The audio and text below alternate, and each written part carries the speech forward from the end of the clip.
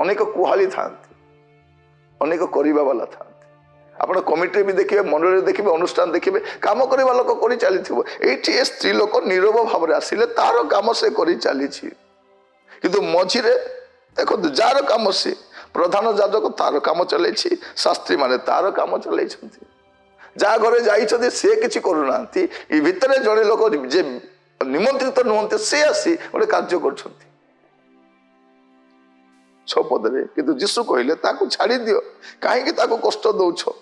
ସେ ମୋ ପ୍ରତି ଉତ୍ତମ କର୍ମ କରିଅଛି। ତୁମ ପାଇଁ ଖରାପ ଭଳିଆ ଲାଗୁଛି, ତୁମ ପାଇଁ ପଇସା ଅପଚୟ ପରା ଲାଗୁଛି, ତୁମେ ତାକୁ ଭର୍ସନା କରୁଛ, ଗୋଟେ ଅନୱାଣ୍ଟେଡ୍ ଲୋକ ଆସିଲା ଭଳିଆ ଲାଗୁଛି ତୁମକୁ, କିନ୍ତୁ ସେ ମୋ ପ୍ରତି ତ ଭଲ କାମ କରିଛି।